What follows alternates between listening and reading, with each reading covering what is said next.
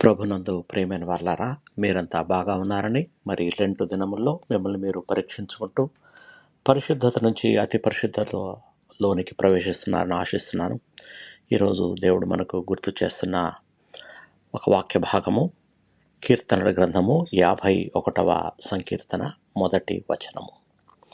దేవా, నీ కృప చొప్పున నన్ను కరుణింపుము, నీ వాత్సల్య బాహుళ్యము చొప్పున నా అతిక్రమములను తుడిచివేయము. ఈ మాటలు ఖచ్చితంగా దేవుడి చేత హృదయానుసారుడు అని పిలువబడిన దావీదు పలికిన మాటలు. దావీదు ఒకానొక సమయంలో దేవుని ఎదుట ఈ మాటలు పలుకుతూ నిలబడ్డాడు.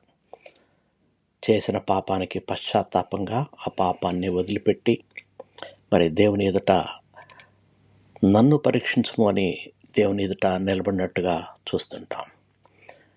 ఇది మనం కూడా మన హృదయపు లోతుల్లోంచి దేవుని ఎదుట వినయంగా నిలబడినప్పుడు దేవుని కృప ప్రవహిస్తుంది.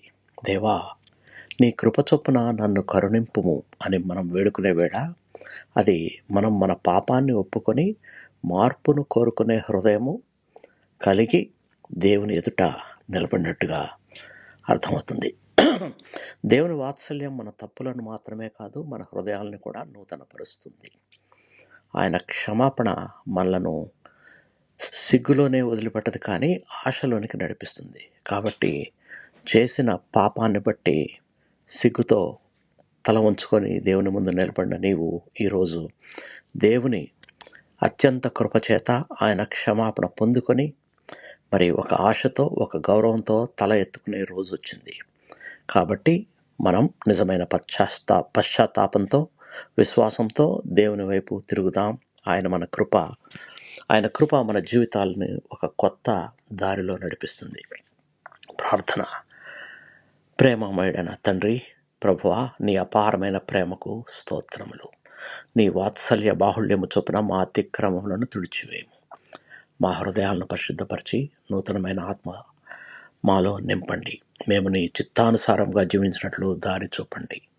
మా బలహీనతల్లో నీ బలాన్ని ప్రసాదించండి. యేసు నామములో ప్రార్థించి వేడుకొనుచున్నాము తండ్రి, ఆమెన్.